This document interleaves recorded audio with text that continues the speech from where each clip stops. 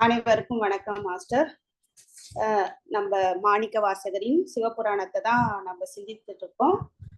மாணிக்க வாசகருக்கு நன்றி சொல்லிட்டு, போன வாரம் நம்ம நமச்சிவாய வாழ்க, நாதந்தாள் வாழ்க, இமைப்பொழுதும் என் நெஞ்சில் நீங்காதான் தாழ்வாழ்க, கோகழியாண்ட குருமனிதன் தாழ்வாழ்க, ஆகமம் ஆகி நின்று அண்டிப்பான் தாழ்வாழ்க, ஏகன் அநேகன் இறைவனடி வாழ்க, வேகம் கெடுத்தாண்ட வேந்தனடி வெல்க, பிறப்பருக்கும் பிஞகன்கண் பேகழல்கள் வெல்க, புறத்தாருக்கு சேயோன் தன் பூங்கழல்கள் வெல்க, கரங்குவிவார் உள்மகிழும் கோன்கழல்கள் வெல்க, சிறங்குவிவார் ஓங்குவிக்கும் சீரோன் கழல் வெல்க, ஈசனடி போற்றி எந்தையடி போற்றி தேசனடி போற்றி சிவன் சேவடி போற்றி, நேயத்தே நின்ற நிமலன் அடி போற்றி, மாய பிறப்பருக்கும் மன்னனடி போற்றி, சீரார் பெருந்துரை நம் தேவனடி போற்றி, ஆறாத இன்பம் அருளும் மலை போற்றி. இதுவரையும் பார்த்தோம். இதுக்கப்புறம் சிவன் அவன் என் சிந்தையுள் நின்ற, அதனால் அவன் அருளாலே அவன் தாழ் வணங்கி சிந்தை மகிழ சிவபுராணம் தன்னை. சிவன் அவன் என் சிந்தையுள் நின்று, சிவன் என்றால் மங்களம் என்று பொருள். மங்களத்துக்குரிய பரம்பொருள் என் சிந்தையுள் எவ்வளவு பாக்கியம் பண்ணியிருக்கிறார் மாணிக்க வாசகர் பெருமான். அவனையே சிந்திக்கின்ற ஞானம், பேர் பெற்றவர். அவருடைய அனுபவங்களே திருவாசகம். அதில் ஒரு பகுதி சிவபுராணம். அவன் அருளால், அவனுடைய அருள் இல்லை என்றால் எதுவுமே இல்லை.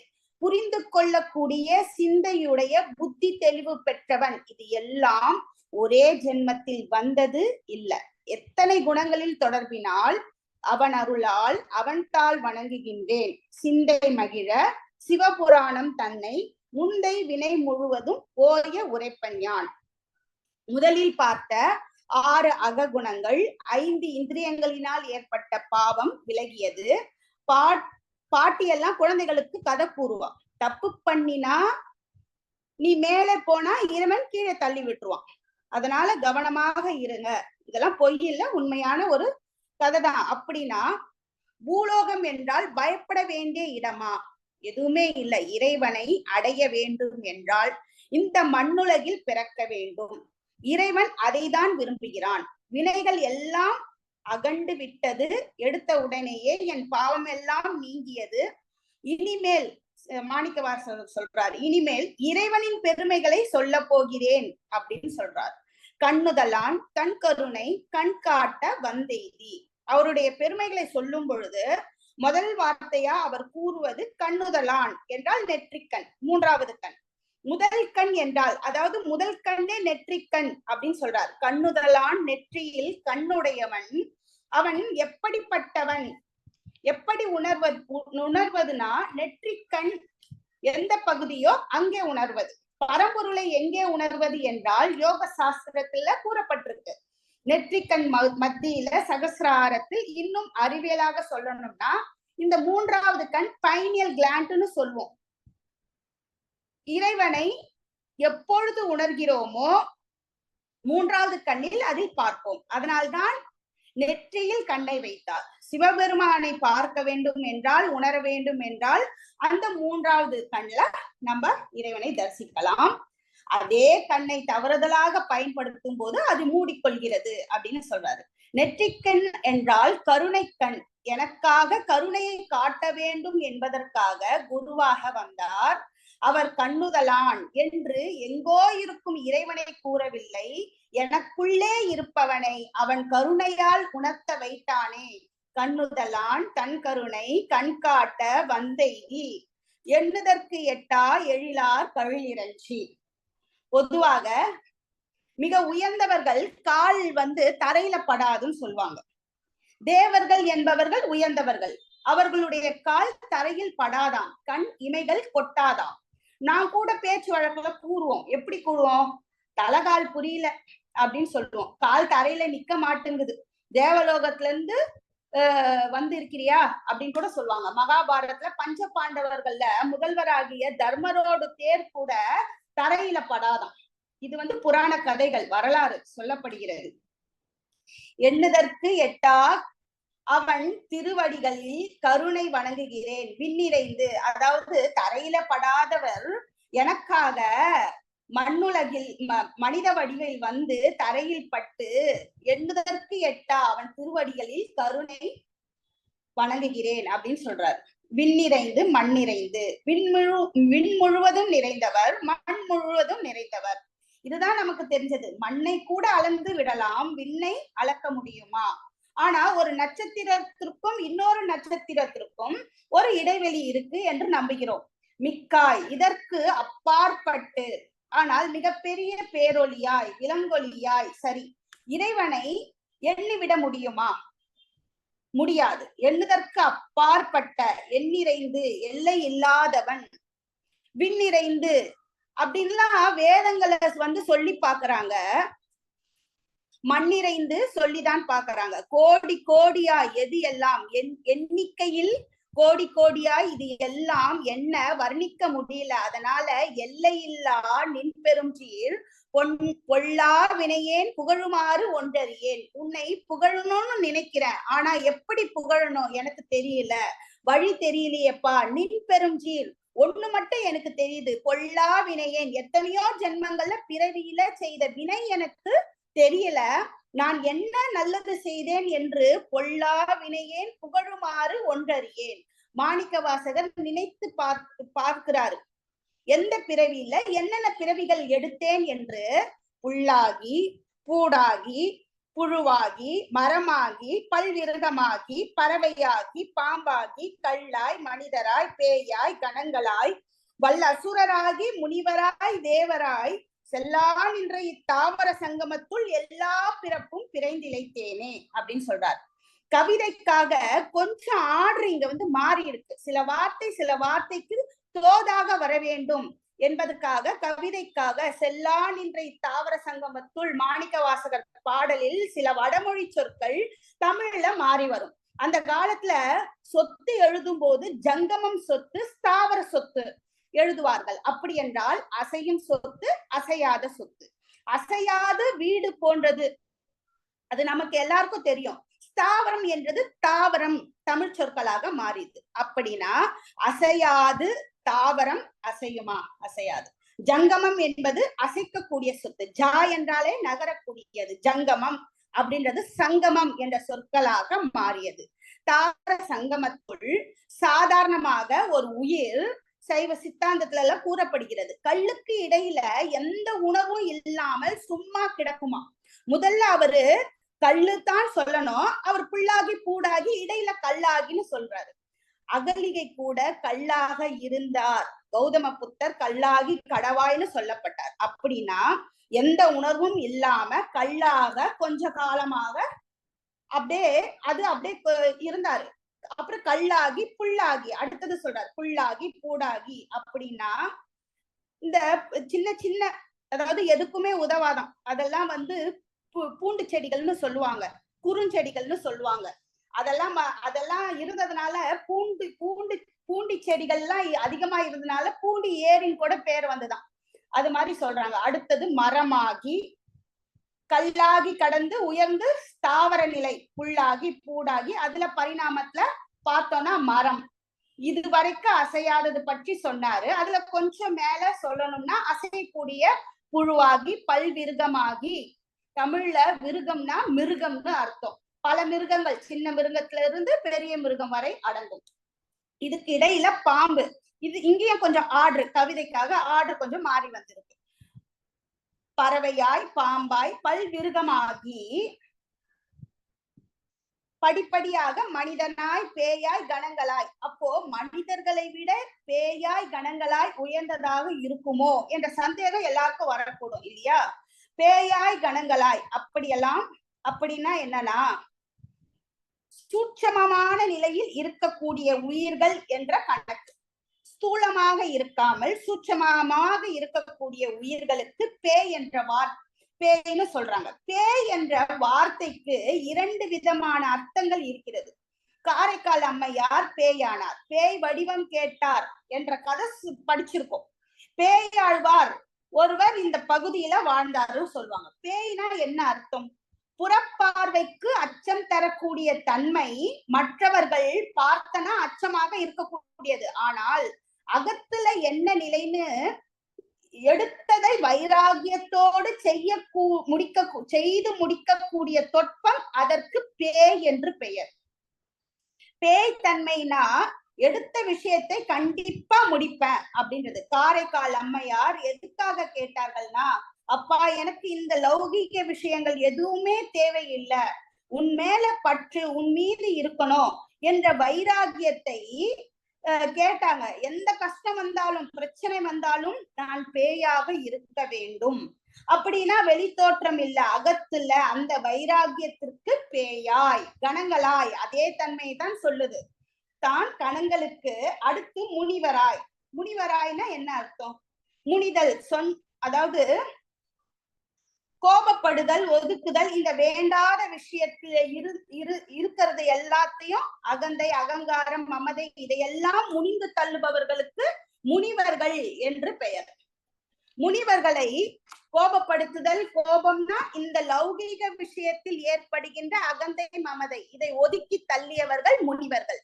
தேவராய் மனித பிறப்பு அடுத்து தேவநிலை. அப்படின்னா ஒரு ஆன்மா தேகத்துல பிறப்பு எடுத்ததுன்னா கர்மவினைக்கு ஆன்மாவிற்கு கர்மவினை ஆன்மாவிற்கு கிடையாது, இந்த தேகத்துக்கு தான். இங்க தேவநிலையில இருந்து மேலே போய் அங்க அதற்கான தகுதியெல்லாம் இல்லாம தொப்புனு கீழே விழுந்துறான். புரிஞ்சிருக்குன்னு நினைக்கிறேன். இங்கதான் தேவநிலை. மேல போய் அதே தேவநிலையில சென்று அந்த அகந்த வந்த பிறகு கீழே வந்துடுறான். ஆனா மாணிக்கவாசக பெருமான் கூறுகிறார், எனக்கு தெரியல, செல்லா நின்ற இத்தாவர சங்கமத்துள் எல்லா பிறப்பும் பிறைந்திழைத்தேன் எம்பெருமான், இந்த பிறப்புல உன்னுடைய அருள் கிடைக்கிற பாக்கியம் பெற்றேனே, மனித பிறப்பினுடைய பெருமை இது, அரிது அரிது மானிடதாய் பிறத்தல் அரிது. என்ன காரணம்? புழுவாக பிறந்தாலோ இல்லை வேற ஏதாவது பிறவி எடுத்தாலோ கிடைக்காத ஒரு பாக்கியம் மனித பிறவிக்கு உண்டு. ஓரறிவு ஈரறிவு என்று பிறப்பின் தன்மை பற்றி எல்லோருக்கும் தெரியும். 6 அறிவு மனிதனுக்கு மட்டுமே. அந்த 6வது அறிவு என்ன? 5 அறிவு உள்ள 4 கால் பிராணிக்கும் நமக்கும் ஒன்றுதான். 5 அறிவு வரைக்கும் மாற்றம் இல்லை. ஆனால் இந்த 6வது அறிவு என்பது அறிவின் செய்யக்கூடிய செயல்பாடுக்கு 6வது அறிவு. இந்த 5 புலன்களினால் வரக்கூடிய நன்மை தீமைகளை பாகுபடுத்துவது, இங்கிலீஷ்ல டிஸ்கிரிமினேஷன் சொல்லுவாங்க, பாகுபடுத்துவது. 6வது அறிவு எது தர்மம் எது அதர்மம் என்று பாகுபடுத்துவது. அதை உள்ளம், மனம், அகப்பொறி, நெஞ்சம், அந்தக்கரணம் என்று எது வேண்டுமானாலும் சொல்லலாம். இதுதான் இந்த 5 புலன்கள் எது நல்லது கெட்டது என்று பாகுபடுத்தி கூறுகிறது 6வது அறிவு. அப்படிப்பட்ட மனித பிறவியில் எவ்வளவு உயர்ந்த பிறவி உணர்கிறேன், எனக்கு கிடைத்த பாக்கியம் அருள் அப்படின்னு சொல்றாரு. மெய்யே உன் பொன்னடிகள் கண்டின்று வீடுற்றேன், நான் பொய் நீயே மெய், மெய்யே எல்லாவற்றிற்கும் உண்மையாக சத்தியமாக இருக்கக்கூடியவனை, மெய் உன் பொன்னடிகள் கண்டு இன்று வீடுற்றேன். வீடுன்னு சொன்னா விடுதலை மோட்சம்னு சொல்றோம். அதுக்கு நேர் மொழி மாற்றம் தான் விடுதலை. அங்கே வடமொழியில தர்மம், காமம், அர்த்தம், மோட்சம். அது அப்படியே தமிழ்ல அறம், பொருள், இன்பம், வீடு. வீடுனா விடுதலைன்னு அர்த்தம். நாம் வாழக்கூடிய வீடு அப்படின்னா இந்த ஜீவனுக்கு விடுதலைக்கு விடை சொல்லக்கூடியது. இந்த தேகத்துக்குள்ள கட்டுப்பட்டுள்ள ஆன்மா இறைவனோடு சேர்வது என்பதுதான் விடுதலை. இந்த தேகம் என்பது சிறைச்சாலை. இதுல இருக்கின்ற ஆன்மா எங்கிருந்து வந்ததோ அங்கேயே இறைவனிடம் சென்று சேர்வது மோட்சம். அப்பா குருவாக வந்து எனக்கு முன்னால் வந்து காட்சி கொடுத்தாயே, உன் பொன்னடிகள் கண்டவுடன் இந்த ஆன்மாவுக்கு இந்த தேகத்தில் இருந்து விடுதலை கிடைக்கிறது. நீ எங்க இருக்கிற தெரியுமா? என் உள்ளத்தில் ஓங்காரமாய் நின்ற, என் உள்ளத்தில் பிரணவமாக நிற்கின்றாய். மாணிக்கவாசக பெருமான் உள்ளத்துள் மட்டும்தான் அவர் ஓங்காரமாய் நிற்கிறாரா? இல்ல, அவர் எல்லோருடைய உள்ளத்திலும் பிரணவமாக ஓங்காரமாக நிற்கிறார். ஆனால் நம்மால் அந்த சப்தத்தை கேட்க முடியறது இல்லை. காரணம், நம்முடைய கவனம் வெளியில் கேட்கின்ற சப்தத்தில் இருக்கிறது. இந்த வெளி சப்தத்திற்கு பதிலாக உள்முகமாக அந்த ஓங்கார சப்தத்தை உணரலாம். உய்ய என் உள்ளத்துள் ஓங்காரமாய் நின்ற மெய்யா விமலா விடைப்பாகா வேதங்கள் ஐயா என ஓங்கி ஆழ்ந்து அகன்ற நுண்ணியனே. ஓங்காரமாய் நிற்கின்ற நீ மெய்யாய் உண்மையானவனே. திரும்ப திரும்ப சொல்கிறார், வேறு வார்த்தை சொல்ல முடியல. மெய்யாய் விமலாய் களங்கம் இல்லாதவன், காலை வாகனத்தில் இருப்பவனே, விடைப்பாகா வேதங்கள் எல்லாம் ஐயா என்று சொல்லி பார்த்து வேதங்களிலே உன்னை அடக்க முடியல, முழுசா அடக்க முடியல.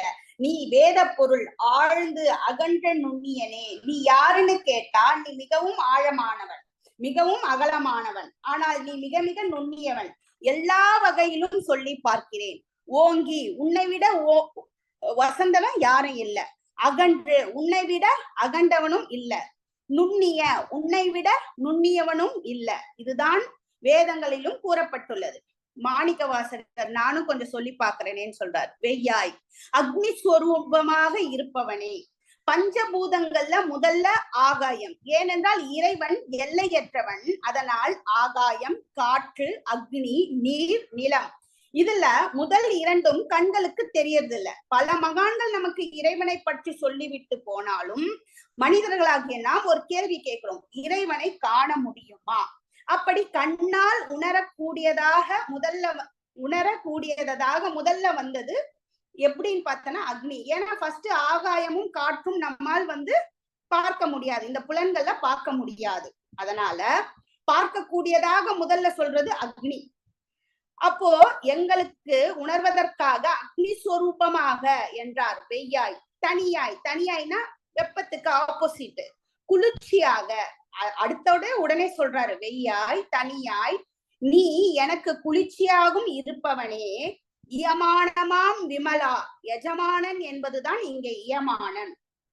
எஜமானன் என்பது தலைவன், ஆதியானவன் என்று பொருள். இது மற்றொன்றாக பார்க்கும் பொழுது எஜமானனுக்குள் இருப்பவனே.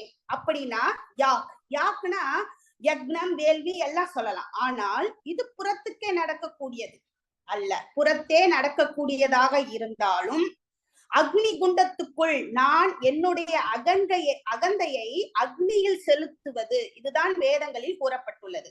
ஒரு அக்னி வளர்க்குறாங்க அப்படின்னா அந்த அக்னியில போடக்கூடியது என்னுடைய அகந்தை, நான் என்றது, இந்த பலவற்றை. இது எதுக்காகனா உள்ள அகத்துக்குள்ள நடக்கக்கூடிய எனக்கு இருக்கக்கூடிய தீமைகள் எல்லாம் யக்னத்துல எரிக்கக்கூடிய ஒரு சப்போர்ட்னு வச்சுக்கோங்களேன். இந்த ஒரு சப்போர்ட் இருக்கிறதுனால இதெல்லாம் போச்சு. அப்ப அந்த இடத்துல என்ன இருக்குன்னா இறைவன் இருக்கான், எஜமானனாகிய பரம்பொருளாக காட்சி கொடுக்கிறான். இயமானமாம் விமலா பொய்யா என போய் அகல வந்தருளி. எது எல்லாம் பொய்யோ எல்லாம் அந்த அக்னியில போயிடும். பொய் என்றால் என்ன? பொய் என்றால் பொந்துன்னு அர்த்தம். புரை, புழை, பொய், இது எல்லாம் ஒரே அர்த்தத்தை சொல்லக்கூடிய ஒரு சொற்கள். இந்த பொந்துன்னு சொல்றோமே, இந்த பொந்துன்னா என்ன? இதற்கு என்ன அர்த்தம்? வெளி தோற்றத்துல அங்க ஏதோ இருக்கிறது என்றுதான் அர்த்தம். வெளியில இருந்து பாக்குறோம், உள்ள ஏதோ இருக்குது அப்படின்னு சொல்லிட்டு அதை கைய விட்டு பாக்குறோம். அங்க உள்ள கைய விட்டு பார்த்தோம்னா அங்க ஒன்றுமே இல்லை. என்னமோ இருக்கிற மாதிரி இருந்த ஒரு மாயை வெளியே ஏதோ ஒரு மாயை தோற்றத்தை தந்தது. உள்ளுக்குள்ள ஒன்றும் இல்லாத கூடியதுதான் பொய். இதுக்கான முழு அர்த்தம் உள்ளீடு அற்றது. அப்படின்னா ஒன்று உண்மையாக நடந்து இருந்தாலும் அதனால் எந்த நன்மையும் பயக்கவில்லை என்றால் அது பொய். நிகழாமல் நன்மை பயக்குமானால் அது உண்மை, மெய். இந்த வாழ்க்கை, தேகம், சிரிப்பு, மாளிகை, வசதி, இது எல்லாம் வெறும் பொந்து, உள்ளீடு அற்றவை. இது எல்லாம் போரா மாதிரி பொய் என எல்லாம் போய் அகல வந்தருளி. இந்த பொந்து எல்லாம் ஒண்ணு இல்ல எனக்காக வந்த அருளி மெய்ஞானமாகி மிளர்கின்ற மெய்ச்சுடரே.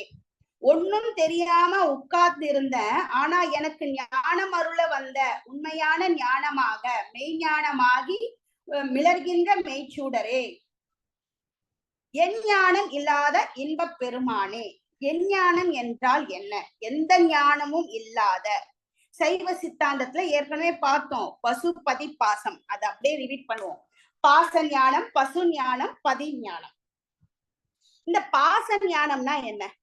பாச ஞானம் அப்படின்னா இந்த லௌகிக விஷயத்தில் நான் கட்டுப்பட்டு இருக்கிறேன் என்பதை தான் பாச ஞானம் சொல்றாங்க. ஒரு மனிதன் இந்த லௌகீக விஷயத்தில் நான் கட்டுப்பட்டு இருக்கிறேன் என அறிந்து அந்த அறியாமையை விலக்கி கொண்டு இது இல்ல, நான் அடைய வேண்டிய இடம் இது இல்ல அப்படி சொல்லி வெளியே வர்றதுக்கு பேரு, அந்த ஞானத்துக்கு பேரு பாச ஞானம் பேரு. ஏன்னா நிறைய பேரு நான் லௌகிக விஷயத்துல கட்டுப்பட்டு இருக்கிறேன், கட்டி உள்ள அப்படின்ற விஷயமே தெரியாம இருப்பதற்கு அந்த ஞானம் பெறுவது, அதுக்கு பேரு பாச ஞானம்னு பேரு. பசு ஞானம். பசு ஞானம்னா நான் பசுவாக அங்கே போக வேண்டும். பசுவாக அங்கே போக வேண்டும் அப்படின்னா என்ன? பசு அப்படின்னா அது இங்க பாக்குறது எல்லாம் எந்த பொருளை பாக்குதோ அதை அப்படியே எடுத்துக்கிறது. இப்போ நான் டேப் பாக்குறேன், இல்ல ஒரு போனு பாக்குறேன், ஒரு புத்தகத்தை பாக்குறேன், அது அதுவாகவே பாக்குறது. அது மாதிரி நான் உள்ள இருக்கிற இறைவனையே அப்படியே பார்த்து அது மாதிரியே ஆக வேண்டும் என்பது பசு ஞானம். அடுத்தது பதி ஞானம். இது இரண்டுமே இல்லாமல் இதை தாண்டி அவனிடம் சேருவது, எங்கிருந்து வந்தோமோ அங்கே போய் சேருவது பதி ஞானம். இதுல எனக்கு எந்த ஞானமும் இல்லையேப்பா அப்படின்றாரு மாணிக்க வாசக பெருமான். அவரே அப்படி கூறிட்டாருன்னா எப்படி? அவர் சொல்றாரு, என் ஞானம் இல்லாதான் இன்பப் பெருமானேன் அப்படின்னு சொல்றாரு. இதன் தொடர்ச்சியை நம்ம மறுவாரம் பார்க்கலாம் மாஸ்டர். இன்னைக்கு நம்ம என்ன பார்த்தோம்னா, சிவனவன் என் சிந்தையில் நின்று அதனால் அவன் அருளாலே அவன் தாள் வணங்கி சிந்தை மகிழ சிவபுராணம் தன்னை முந்தை வினை முழுவதும் ஓய உரைப்பெண் யான் கண்ணுதலான் தன் கருணை கண்காட்ட வந்தெய்தி எண்ணுதற்கு எட்டா எழிலார் கழிலிறைஞ்சி பின்னிறைந்து மண்ணிறைந்து மிக்காய் விலங்கொலியாய் எண்ணிறைந்து எலை இல்லாதானே நின் பெருஞ்சி பொல்லா வினையேன் புகழுமாறு ஒன்றறியேன் புல்லாகி கூடாய் புழுவாய் மரமாகி பல்விருகமாகி பறவையாய் பாம்பாகி கல்லாய் மனிதராய் பேயாய் கணங்களாய் வல் அசுரராகி முனிவராய் தேவராய் செல்லால் என்ற இத்தாவர சங்கமத்துள் எல்லா பிறப்பும் பிறைந்திழைத்தேன் எம்பெருமானே. மெய்யே உன் பொன்னடிகள் கண்டின்று வீடுற்றேன் உய்ய என் உள்ளத்துள் ஓங்காரமாய் நின்ற மெய்யா விமலா விடைப்பாகா வேதங்கள் ஐயா என ஓங்கி ஆழ்ந்த அகன்ற நுண்ணியனே. வெய்யாய் தனியாய் இயமானமாம் விமலா பொய்யா என எல்லாம் போயகல வந்தருளி மெய்ஞானமாகி மிளர்கின்ற மெய்ச்சுடரே, என் ஞானம் இல்லாதான் இன்பப் பெருமானே அப்படின்னு இந்த வார தொகுப்பை இன்னைக்கு முடிச்சுக்கலாம் மாஸ்டர். இதன் தொடர்ச்சிய மறுவாரம் பார்க்கலாம். நன்றி மாஸ்டர்ஸ்.